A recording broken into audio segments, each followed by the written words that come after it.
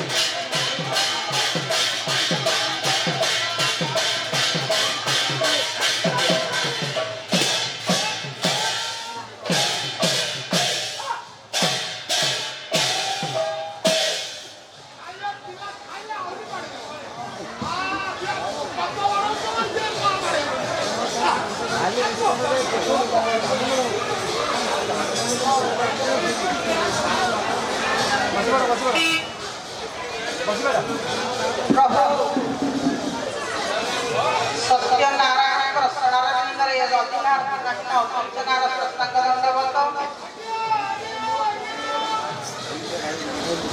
ଆଜି ଶକ୍ତି ଚିନ୍ମୟୀ ଚିରସୁନ୍ଦରୀ ବିଶ୍ୱବନ୍ଦା ଜଗତଜନନୀ କୃପାମୟୀ କୃପାସାଗରୀ ମା ଦୁର୍ଗା ଜଗତୀନାଥୀ ମା ଶାରଦା ପୀଠର ପୀଠେଶ୍ୱର ବାବା ଅମରନାଥ ଗ୍ରହରାଜ ସତୀଶ୍ୱରଙ୍କ ଶରଣାରବିନ୍ଦରେ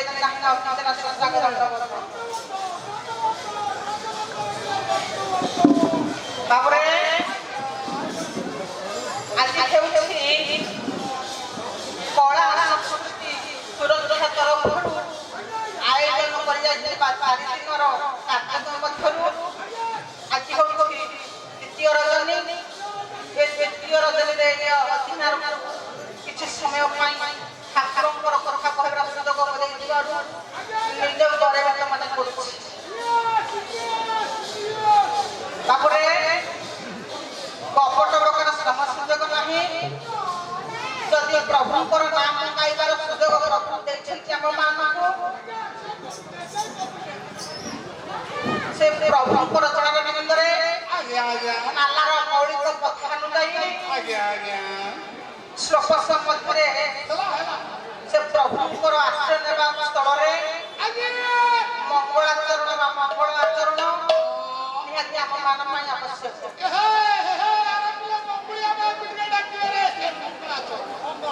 ବାବୁ କପଟ କରନା ଏଥର ତୁମେ ବସ।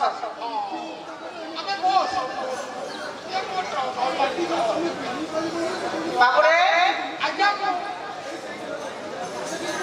ଆପଣ ମାନଙ୍କର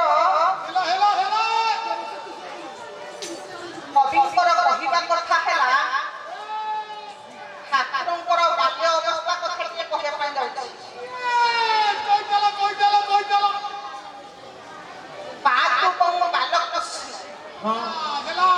ଜନନୀ କକ୍ଷେ ନିବାସ ବାତୁକଂ ବାଲକୃଷ୍ଣ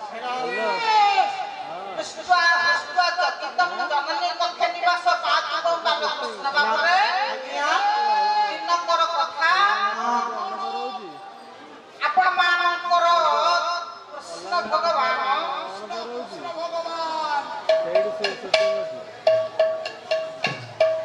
ଗୋପୀ ମାନଙ୍କ ମନରେ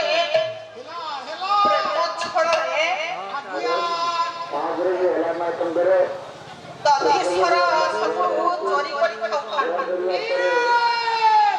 ଦିନକର କଥା କରିଛି କଣ ଆପଣ ମାନଙ୍କର କୃଷ୍ଣ ଭଗବାନ ଗୋପୀଙ୍କୁ ମାୟା କରିବା ପାଇଁ ସେ ତ ମାୟା କରନା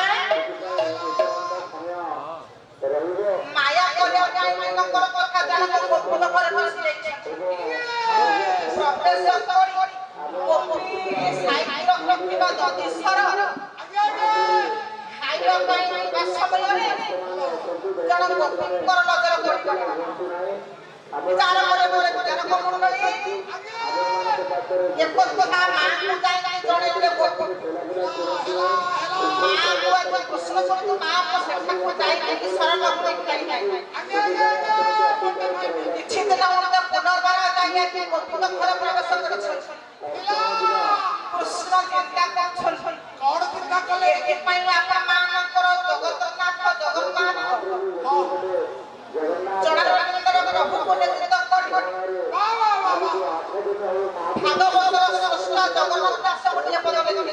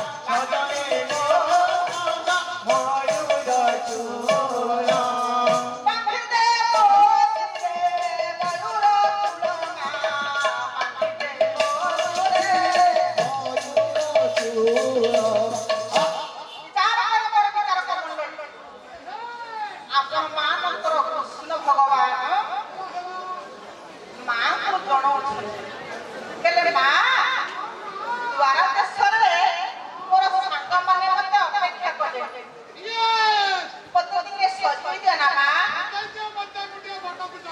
ଏହି ସମୟରେ ଏ ଦୃଶ୍ୟକୁ ଦେଖି ଜଣକ ଲଜ୍ଜିତ ହୋଇ ଚାଲିଗଲେ କବଳିତ ନକଲି ଯେଉଁ ଦୃଶ୍ୟ ଭାବି କବଳିତ ଦେଖିଲା ଆଜ୍ଞା ବନ୍ଧୁ ଜଣକ ଦେଖିଲା ଜନନୀ ପକ୍ଷେ ନିବାସ ପାଦ ବାଲକୃଷ୍ଣ ଯେଉଁ ନଟଧାରୀ କୃଷ୍ଣ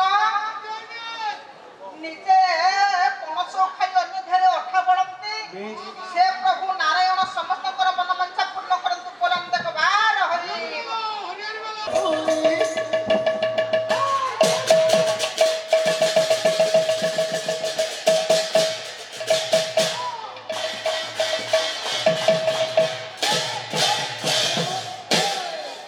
ତାପରେ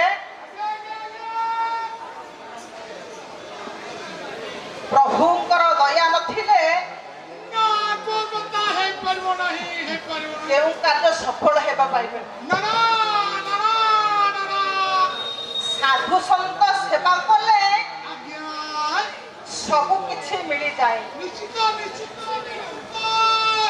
କୀଟ ଠାରୁ ଆରମ୍ଭ କରି ମନୁଷ୍ୟ ପର୍ଯ୍ୟନ୍ତ ସତସଙ୍ଗ କରି ମୁକ୍ତି ପାଇଛନ୍ତି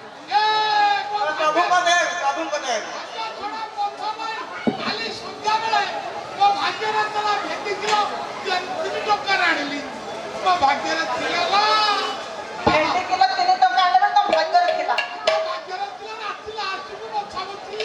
ଆରେ ଜଗନ୍ନାଥ ଦାସ ଲେଖିଲେ କୀଟ ପତଙ୍ଗ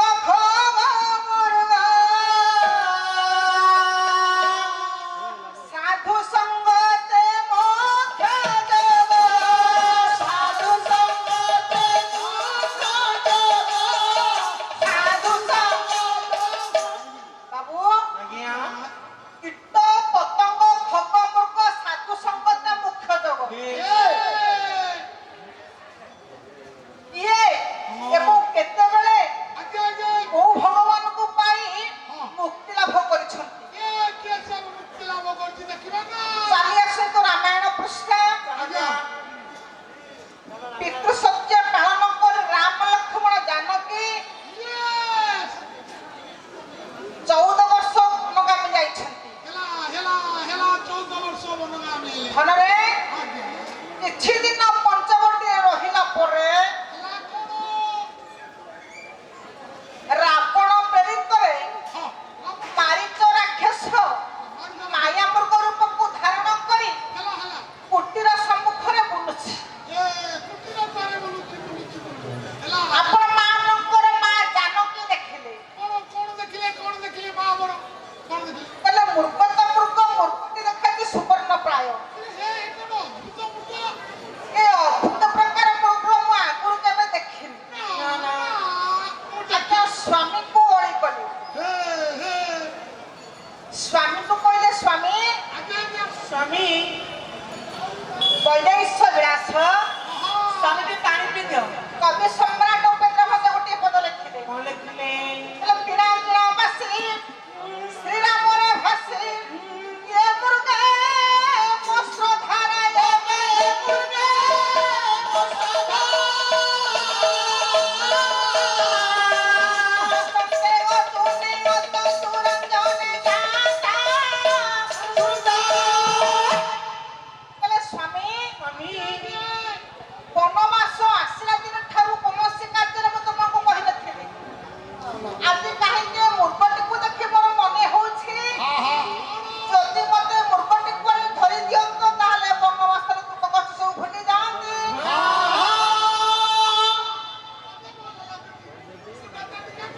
ରାଜୀବ ଲୋଚନ ଜାଣିଛନ୍ତି ହେଉଛନ୍ତି ମାୟା ମୃଗ କିନ୍ତୁ ସ୍ତ୍ରୀ ମାନଙ୍କ କଥାରେ ଯିଏ ପଡିଛି ସେ ନିଶ୍ଚିତ ଭାବରେ ବିପଦମୟ ହେଉଛି ସମ୍ମୁଖରେ ତାର ବିପଦ ତଥାପି ସ୍ତ୍ରୀ ମାନଙ୍କର କଥାକୁ ଭାଙ୍ଗି ପାରନ୍ତିନି ସ୍ୱାମୀ ମାନେ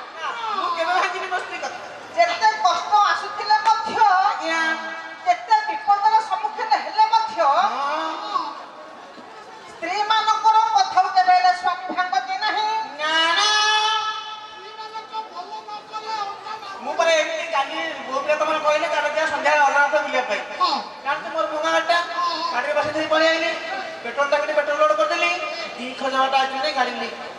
ତ ଧରିକି ଆଇଛି କଣ କରିବି ଗାଡି ତ ଯିବେ ଧରିକି ଚାର ପରେ ମୋର ବିଚାର କମଣ୍ଡଳ ଆଜ୍ଞା ଆଜ୍ଞା ଆପଣ ମାନଙ୍କୁ ରାଜବଲୋଚନ ଗାଣ୍ଡିବମାନଙ୍କୁ ଧର କରି କୋଦଣ୍ଡ ଧନକୁ ଧାରଣ କରି ଆଜ୍ଞା ପହଞ୍ଚିଲେ ମୃଗ ପଛରେ ପଛରେ ଏହେ ଗୋଡେଇଲେ କିଛି ସମୟ ଗଲା ପରେ ମାୟା ମୃଗ ଏଭଳି ଗୋଟେ ଶବ୍ଦ କଲା ତ୍ରାହି ଲକ୍ଷ୍ମଣ ହେଇ, ହେଇ, ହେଇ।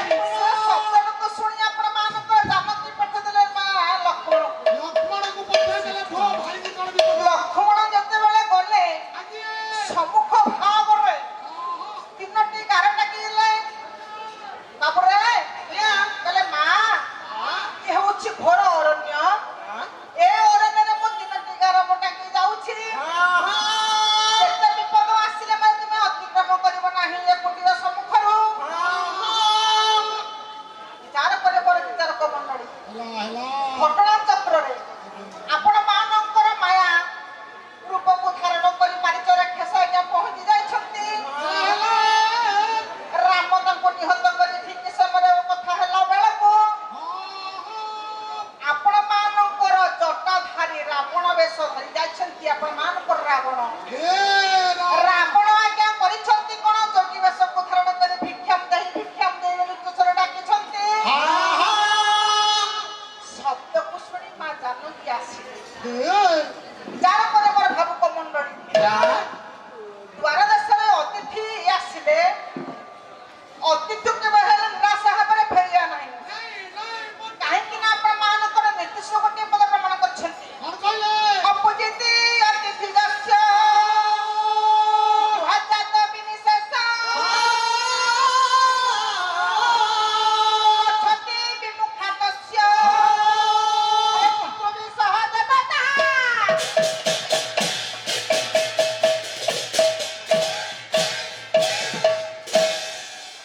ଅପୋଜିତି ଅତିଥି ଦସ୍ୟ ହେଲା ଯେଉଁ ଗୃହିଙ୍କ ଦ୍ୱାରୁ ଆଜ୍ଞା ପୂଜା ପାଇଁ ଆଜି ଗୃହିଙ୍କ ଦ୍ୱାରସ୍ଥ ହେଇଯାଉଥିବା ଭିକ୍ଷୁକ ଫେରି ଯାଆନ୍ତି ଶାସ୍ତ୍ର କହୁଛନ୍ତି କଣ କହିଲେ ସେ ଭିକ୍ଷୁକ ଦରିଦ୍ର ଫେରି ଯାଉଛନ୍ତି ଭିକାରୀ ଏହେ ଯଜମାନଙ୍କର ବହୁତ ମଙ୍ଗଳ ହୁଏ ଆଜ୍ଞା ପିତୃବି ସହଦେବତା ତେଣୁ କରି ଏ କଥାକୁ ଲକ୍ଷ୍ୟ କରି ଆପଣ ମାନଙ୍କର ମା ଜାନକୀ ପହଞ୍ଚି ଗଲେ କୁଟୀର ପାଖରେ ଠିକ ଏଇ ସମୟରେ ଆଜ୍ଞା ହେଇଛି କଣ ମାୟାଧାରୀ ରାବଣ କହୁଛନ୍ତି ତୁମେ ଗାର ଅତିକ୍ରମ ନ କଲେ ମୁଁ ଭିକ୍ଷା ଗ୍ରହଣ କରିବି ନାହିଁ ସର୍ବଶେଷରେ ଭିକ୍ଷୁକୁ ସନ୍ତୁଷ୍ଟ କରିବା ପାଇଁ ଏହି ଗାର ଅତିକ୍ରମ କରିଛନ୍ତି ମା ଜାନକୀ ହେଲା ଠିକ ଏଇ ସମୟରେ ହୋଇଛି କଣ ଆଜ୍ଞା ଫେରେଇ ନେଇଛନ୍ତି ଆପଣ ମାନଙ୍କର ରାବଣ ହେଲା ରାବଣ ଆକାଶ ମାର୍ଗରେ ପୁଷ୍ପକଦାନ ଦେଲା ବେଳେ ଏହେ ବାଟରେ ଜଣେ ପକ୍ଷୀ ପଥର ଧୋ କରିଛନ୍ତି ହେଲା ବାବୁରେ ଆଜ୍ଞା ସେ ପକ୍ଷୀ କାହିଁକି ପଥର ଧୋ କଲେ ସେ ଯୁଗରେ ଥିଲା କଣ ପକ୍ଷୀ ଠାରୁ ଆମେ ଶିଖିବା କଥା ଯଦି ହୁଏତ ଏ ବ୍ରହ୍ମଗିରି ବଜାର ଉପରେ ଜଣେ ନାରୀ କି କିଛି କିଏ ଲୋକ କଣ କହୁଥାଏ କି ମାଡ଼ ମାରୁଥାଏ କି ଅନେକ କଟୁ କଥା କହୁଥାଏ ସବୁ ଲୋକ ସିନା ଦେଖୁଥାନ୍ତି କେହି କହିବେନି ଯେ କାହିଁ ସ୍ତ୍ରୀ ଲୋକଟାକୁ ଏଭଳି କହୁଛ ବୋଲି କିନ୍ତୁ ସେ ଯୁଗରେ ଜଟାରୁ ଥିଲା କଣ କଣ ବା ସ୍ୱାର୍ଥ ଥିଲା ଯେ ସେ ନିଜ ଜୀବନକୁ ଆହୁତି ପାଇଁ ପ୍ରସ୍ତୁତ ହେଇଥିଲା ନା ନାହିଁ ବିଚାର କରି ମୋର ବିଚାରକ ମଣ୍ଡଳୀ ରାବଣ ସହିତ ଅନେକ ଯୁଦ୍ଧ ହେଲା ପରେ ସର୍ବଶେଷରେ ପକ୍ଷଘାତ ହୋଇ ପଡିଛି ଆପଣ ମାନଙ୍କର ଜଟାୟୁ ଜାନକୀ ଦେଖିଲେ ମୋର ଲାଗି ଗୋଟିଏ ପକ୍ଷୀର ଜୀବନ ଚାଲି ଯାଉଛି ଗୋଟିଏ ପଦ କହିଲେ ଜାନକୀ କଣ କହିଲେ କହିଲେ ଜଟାୟୁ ମୋ ପାଇଁ ତ ଜୀବନଟି ଆଜି ଯାଉଛି ତତେ ମୁଁ ଏତିକି ଆଶୀର୍ବାଦ କରୁଛି ଭବୁ ପୁଷ୍ପକରେ ଭବୁ ଆଶୀର୍ବାଦରେ ପୁଷ୍ପରେ ଗମନରେ ଭଲା ପୁଷ୍ପରେ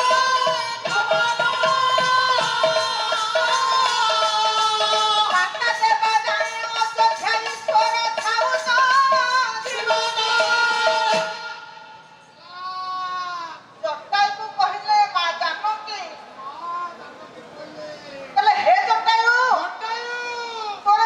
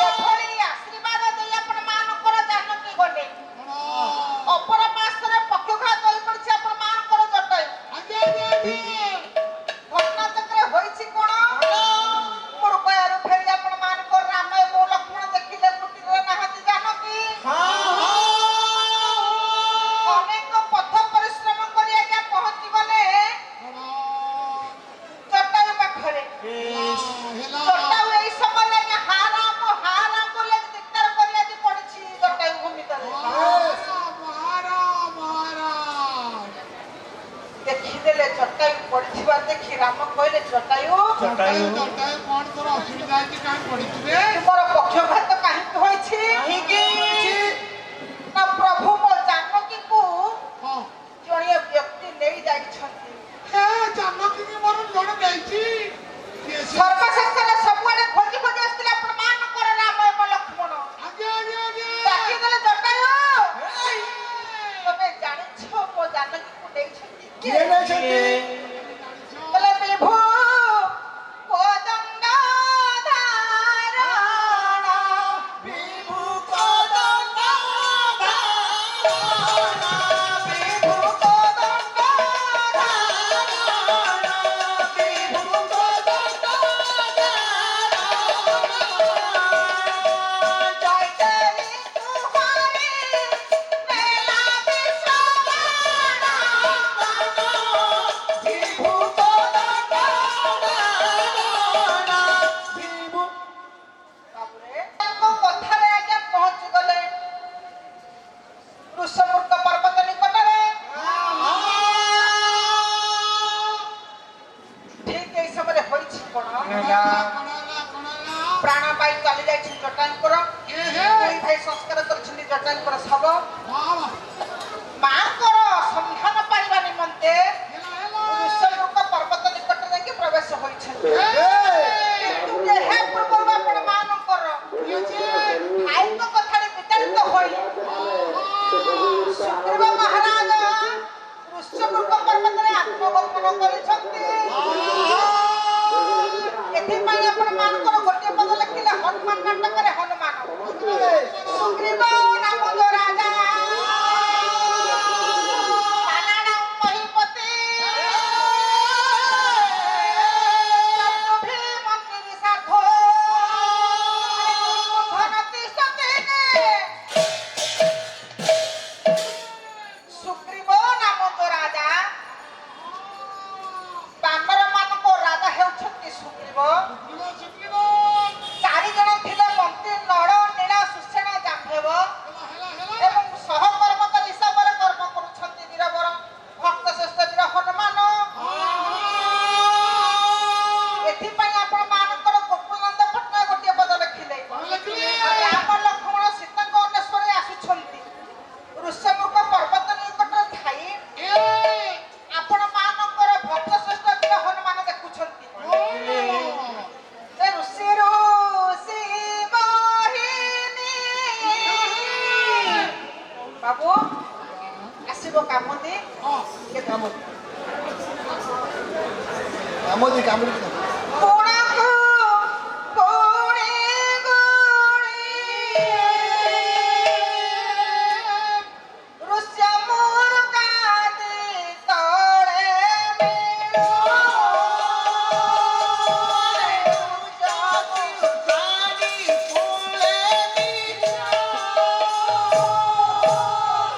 ବାରି ବଳେ ବଳି ଚାଟ ଚାଟ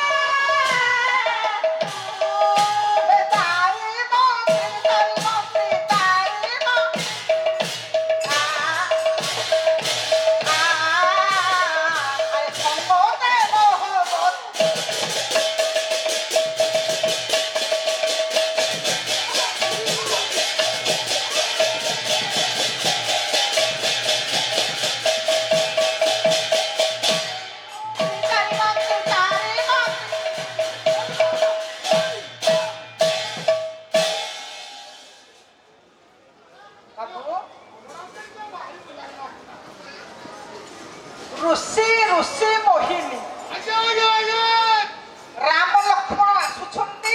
ଓହୋ ଋଷି ଋଷି ମୋହିନୀ ଋଷି ହେଲେ ଜନକ, ଋଷି ମୋହିନୀ ଆଜ୍ଞା ଜନକଙ୍କର କନ୍ୟା ହେଲା ଜାନକୀ। ଜାନକୀ ଜାନକୀଙ୍କର ଗୁଣଗ୍ରାମ ବାହୁନି ବାହୁନି ବା ମନେ ପକେଇ ପକେଇ ରାମ ଲକ୍ଷ୍ମଣ ଋଷଭଙ୍କ ପର୍ବତ ନିକଟକୁ ଯାଉଛନ୍ତି। ହେଲା ହେଲା ହେଲା ବାଳି ବଳେ ବଳିଷ୍ଠ କାଶ୍ୟପ ଚାଟ ଚାଟ ଆଜ୍ଞା ଆଜ୍ଞା କାଳେ ଭୟରେ ଆତ୍ମରକ୍ଷା କରିବା ଲାଗି ଋଷଭଙ୍କ ପର୍ବତ ନିକଟରେ ସୁଗ୍ରୀବ ମହାରାଜ ଲୁକାୟିତ ଭାବରେ ଅଛନ୍ତି। ଆଜ୍ଞା କାଶ୍ୟପ ଚାଟ ଚାଟ କାଶ୍ୟପଙ୍କର ପୁତ୍ର ହେଲେ କିଏ? ସୁଗ୍ରୀବ।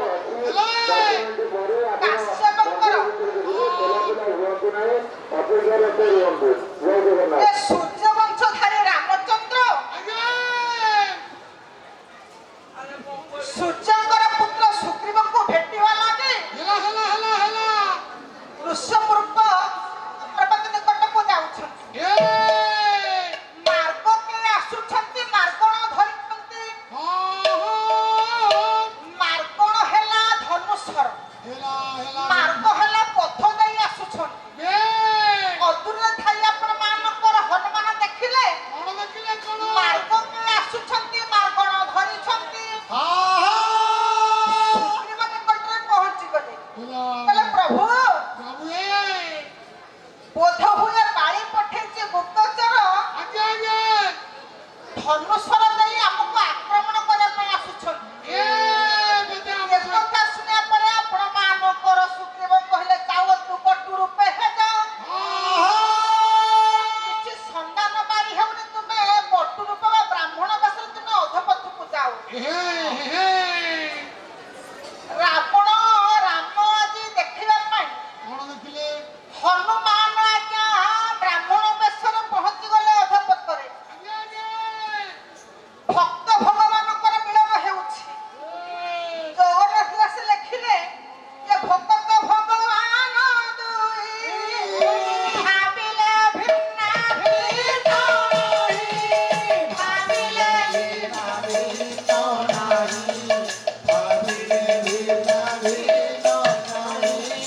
ଭଗତ ହିତେ ମୋର ତନ ତେଣୁ ଭଗତ ଦାସ ଭକ୍ତ ଭଗବାନଙ୍କର ମିଳନ ହେଉଛି। ଯେତେବେଳେ ରାମ ରୂପକୁ ଦର୍ଶନ କରୁଛନ୍ତି ଆପଣ ମାନଙ୍କର ଭକ୍ତ ଶ୍ରେଷ୍ଠ ହନୁମାନ ସଙ୍ଗେ ସଙ୍ଗେ କିଛି ସମୟ ନ ଯାଇନି ନିଜ ରୂପକୁ ଆଜି ଆଣିଛନ୍ତି। ରାମ ଲକ୍ଷ୍ମଣଙ୍କୁ ସ୍କନ୍ଧରେ ବସେଇ ହନୁମାନ ନେଇ ଯାଇଛନ୍ତି ଆପଣ ମାନଙ୍କର ସୁଗ୍ରୀବଙ୍କ ନିକଟକୁ। ରାମ ଲକ୍ଷ୍ମଣ ସୁଗ୍ରୀବ ବସି କଥୋପକଥନ ହେଉଛନ୍ତି। କହିଲେ ପ୍ରଭୁ କିଛି ସମୟ ପରେ ରାମ କହିଲେ ତୁମେ ଆର ଯୋଉ ଦଶା କର ସେହି ଦଶା। ବେନି ଜନେ ପଡିଛି ଏକାଦଶା। ତୁମ ସ୍ତ୍ରୀକୁ ହରଣ କରି ନେଇଛି ରାବଣ, ମୋ ସ୍ତ୍ରୀକୁ ହରଣ କରି ନେଇଛି ମୋ ଭାଇ। ବଳାତ୍କାର ସ୍ୱରୂପ ମୋ ଭାଇ ରଖିଛି। ତୁମେ ହେଉଛ ସୂର୍ଯ୍ୟବଂଶଧାରୀ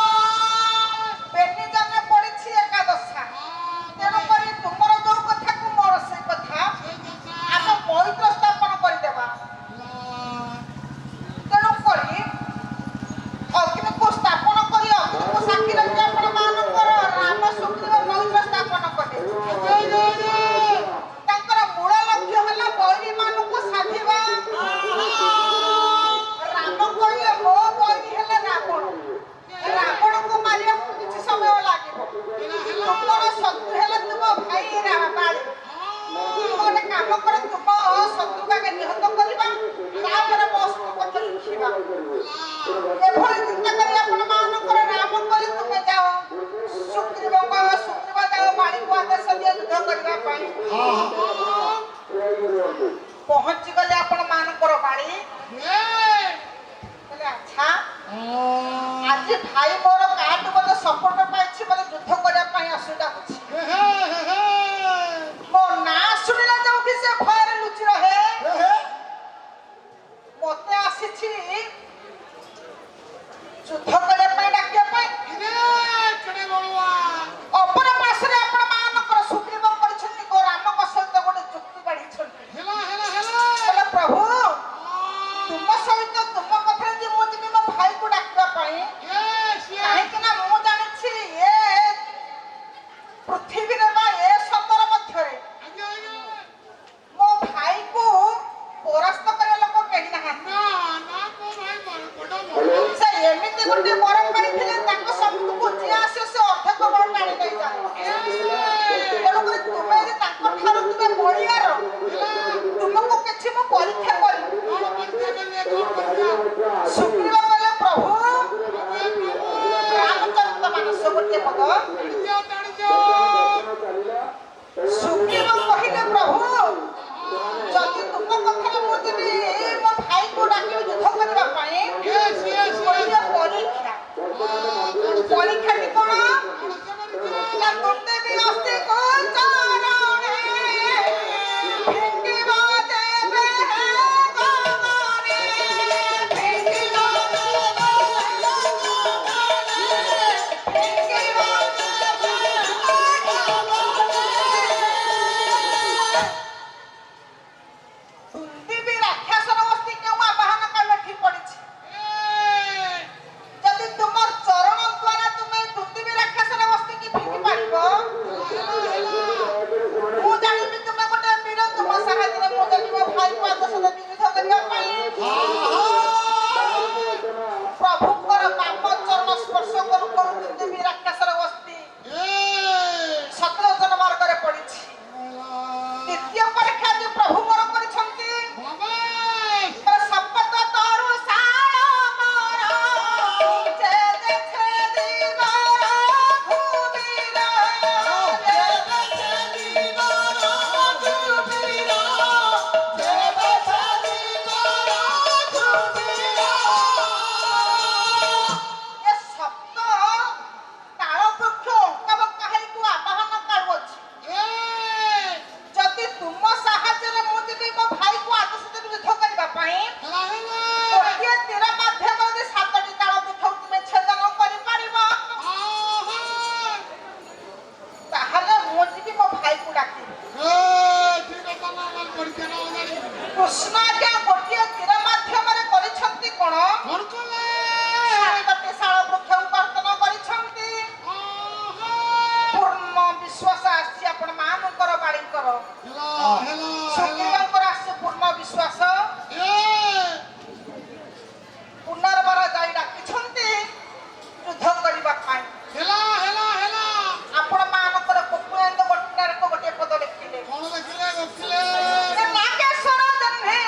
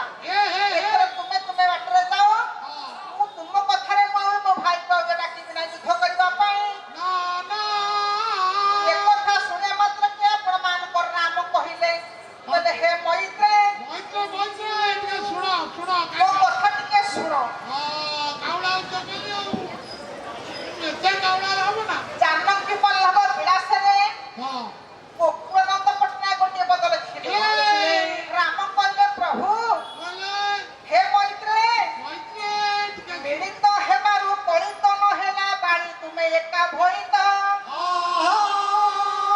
ତୁମେ ଯେତେବେଳେ ଦୁଇ ଭାଇ ଯାଇ ପହଞ୍ଚିଗଲ ରଣକ୍ଷେତ୍ରରେ ତୁମେ କିଏ ତୁମ ଭାଇ କିଏ ମୁଁ ଚିହ୍ନି ପାରିଲି ନାହିଁ। ମିଳିତ ହେବାରୁ କଳିତ ହେଲା ବାଳି ତୁମେ ଏକା ଭଳିତ ଚାଳିବାକୁ ସର ମନେ ନ ବଳିଲା ମନେ ମନେ ହେଲି ଭାଳିତ ମନେ ମନେ ଭାବିଲି ମୁଁ କାହାକୁ ସର ଚାଳନା କରିବି। ଏ ତ ଦୁଇ ଭାଇ ଦେଖିବା ପାଇଁ ଏକ ପ୍ରକାର ମୁଁ କାହାକୁ ମାରିବି କାହାକୁ ରଖିବି ମୁଁ ସେଇ ଦ୍ୱନ୍ଦ୍ୱରେ ରହିଲି। କହିଲା ହଉ ସର୍ବଶେଷରେ ଗୋଟେ କାମ କରିବା ପୁନର୍ବାର ଯାଅ ରଣକ୍ଷେତ୍ରକୁ ବାଳିକୁ ଡାକ ଯୁଦ୍ଧ କରିବା ପାଇଁ। ବିଚାର ପରେ ମୋର ବିଚାରକ ମଣ୍ଡଳୀ ରାମଙ୍କ କଥାରେ ପୁନର୍ବାର ଯାଇ ପହଞ୍ଚି ଯାଇଛନ୍ତି ଆଜି ବାଳି ବୀରକୁ ଡାକୁଛନ୍ତି ସୁଗ୍ରୀବ। ଏହି ସମୟରେ ବାଳିଙ୍କର ସ୍ତ୍ରୀ ତାରା ରେ ଦୁଇ ଦିନ ତଳେ ଆସିଥିଲା ମାଡ଼ ଖାଇଯାଇଛି ତାର ଦେହର ପୀଡ଼ା ସରିନଥିବ। ପୁନର୍ବାର ଯଦି ସେ ଆସି ଡାକୁଛି ଯୁଦ୍ଧ କରିବା ପାଇଁ ଆ ପଛରେ କିଛି ଗୁପ୍ତ ରହସ୍ୟ ରହିଛି। କୌଣସି କୁମନ୍ତ୍ରଣା ପାଇଁ ବା ଆ ମଧ୍ୟରେ କିଛି ଗୁପ୍ତ ଭାବ ରହିଛି। ତୁମ ପ୍ରତି ବିପଦ ରହିଛି। ତୁମେ ଗୋଟେ କାମ କର ସେ ରଣକ୍ଷେତ୍ରକୁ ତୁମେ ଆଉ ଯାଅ ନା। ବିଚାର ପରେ ମୋର ବିଚାରକ ମଣ୍ଡଳୀ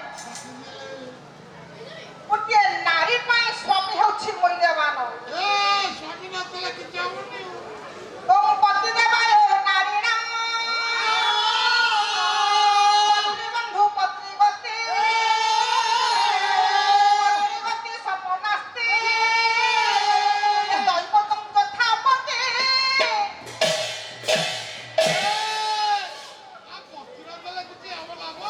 ଗୋଟିଏ ନାରୀ ତାର ସର୍ବସ୍ୱ ହେଉଛନ୍ତି ସ୍ୱାମୀ।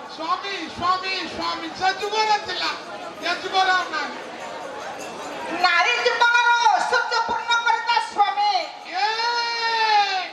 କାହିଁକି ନା ଆପଣ ମାନଙ୍କର ନାରୀ କବି ଅପର୍ଣ୍ଣବ ଲେଖିଲେ ଏକାନ୍ତ ଲାଗି ସିନା କାମିନୀ ସୁନ୍ଦର କାମିନୀ ସକାଶୁ ପଦିଏ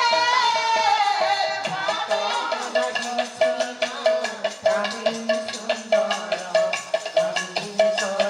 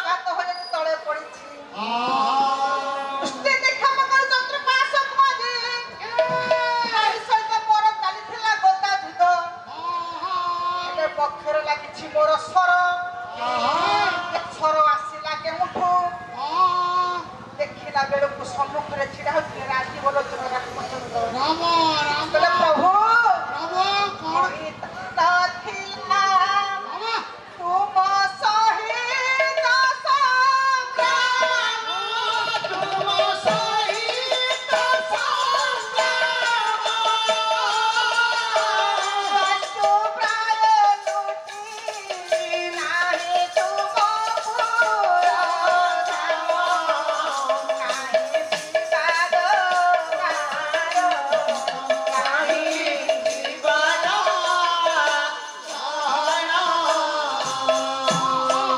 ଝାଟାରେ ପାପି ଭାଗି ହୋଇଲ ଆପଣ।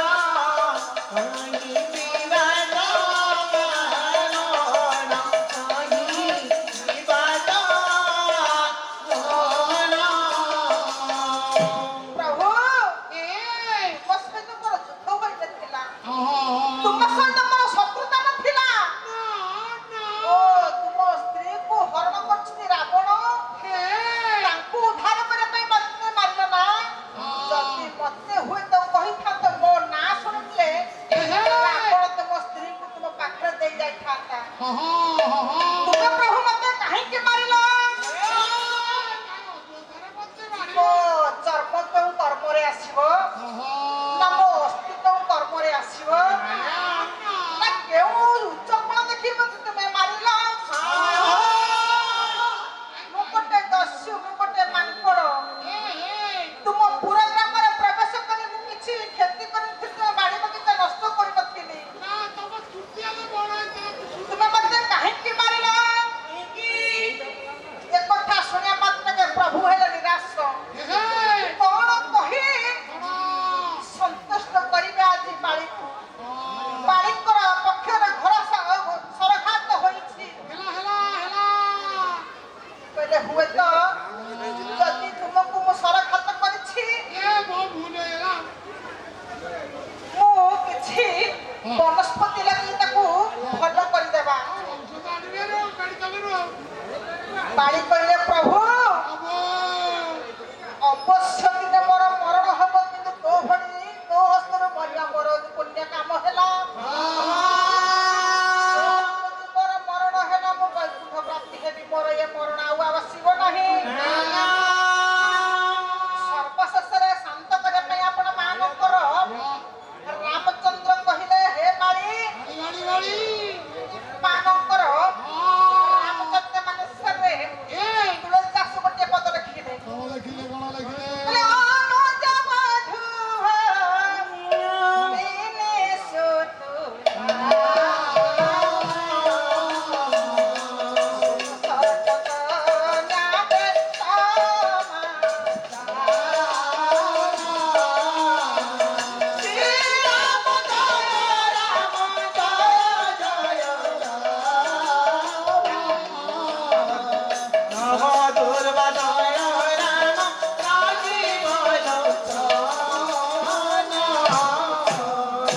ଅନୁଜ ମଧୁ ଭଗିନୀ ସୁତୁ ନାକି ଭାଇ ବୋହୁ କନ୍ୟା ପର ସ୍ତ୍ରୀ ଏମାନଙ୍କୁ ଯେ ପାପ ଲୋଚନ ଦେଖିବା ଦୂରେ ଥାଉ, ଜଣେ ଯଦି ଦୃଷ୍ଟି ନିକ୍ଷେପ କଲେ ତା ଠାରୁ ପାପୀ ଆଉ କେହି ନାହିଁ।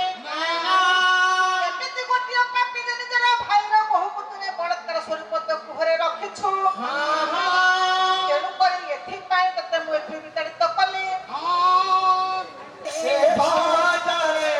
ଆଉ କିଏ ହେବ ମାଉସୀ ଲୋ, କିଏ ହେବ କୁଡ଼ି,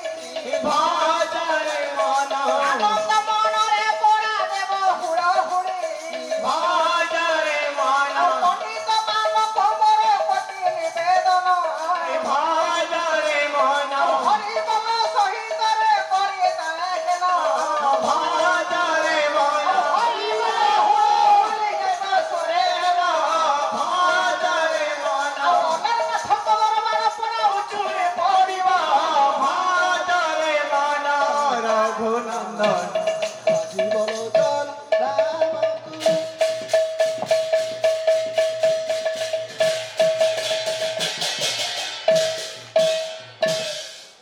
ଆଉ ଦିନ ଜନ ସଂରକ୍ଷଣ ମହାବାହୁ, ଦିନ ଜନ ସଂରକ୍ଷଣ ମହାବାହୁ, ଏ ପ୍ରେମାନନ୍ଦ ସର୍ବେ ହରି ହରି ଧ୍ୟାନ କର।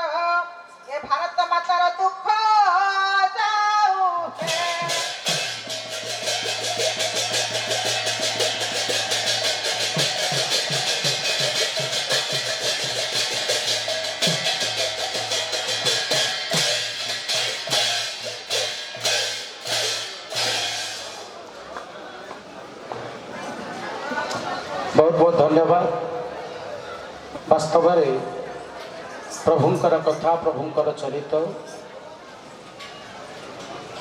देवे न जानाति कुत मनुष्य जहाँकर रहस्य को देवता माने बुझीपारि ना आम साधारण मनुष्य कथा कहूले प्रभुंकर सड़बनी आम समयर स्वल्पता दृष्टि आमर आम नियम बंधा तेणु यही अंकुश मुंड उपर को जिते आसला आम कार्यक्रम को ये पाला कार्यक्रम को ये समाप्त कलु परवर्ती समय आम सहित आउ जड़े भाई अच्छा विशेष भाव में आज जो आलोचना जो समीक्षा शास्त्र कहती आज्ञा जावत स्थास्यन्ति गिरय समुदश्च मही तले तावत रामायणी कथा लोकेशु प्रचलिष्यति भगवान मर्यादा पुरुषोत्तमंकर चरित्र गोटे सुंदर कथा पूर्वर गायिका महोदया सुंदर भाव में परिवेशन करते जटायुर महाप्रभु संस्कार कर आपण मैंने महाभारत समस्ते शुणी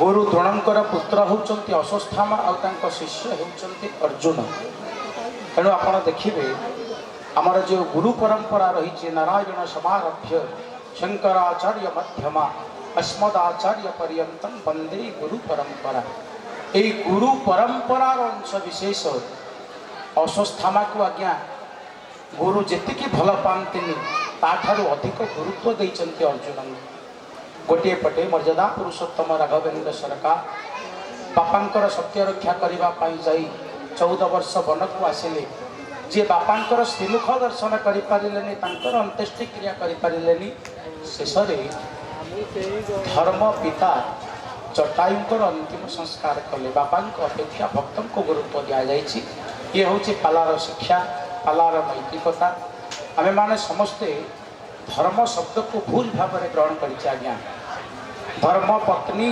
धर्म पिता धर्म पुत्र आमे धर्म भग्नीर अर्थ को खराब भाव में ग्रहण कर समस्ते अवगत अच्छा पत्नीर पूर्वर धर्म कहीं लगे प्रत्येक धर्म कार्य जी आम सहित अंगांगी भाव में जड़ित सी ही धर्म पत्नी तेणु सुंदर परिभाषा सुंदर समीक्षा कला संस्कृति सुरक्षा परिषद तरफ कृतज्ञता ज्ञापन करने सहित आम संपृक्त गायिका महोदयांकर उत्तरोत्तर उन्नति कामना करुचु परवर्ती जीवन सांस्कृतिकमय हो प्रभु नारायणकर सेवारे निजको निमज्जित करंतु निजको नियोजित करंतु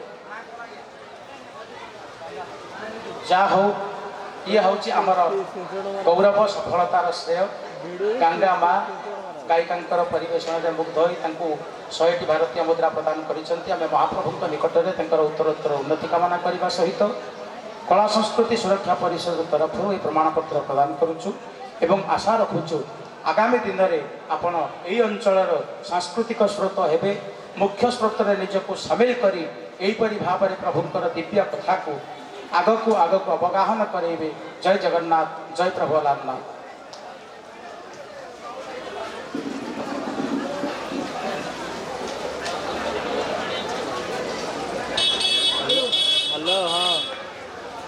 समस्त को धन्यवाद समस्त सहकर्मी समस्त संगीत गायक जिते 3 घंटा धरी आपण मानक सुंदर भाव में प्रभुंकर कथारे निमज्जित करूले गायिका महोदय को सहयोग करते समस्त को साधुवाद जनाऊँ।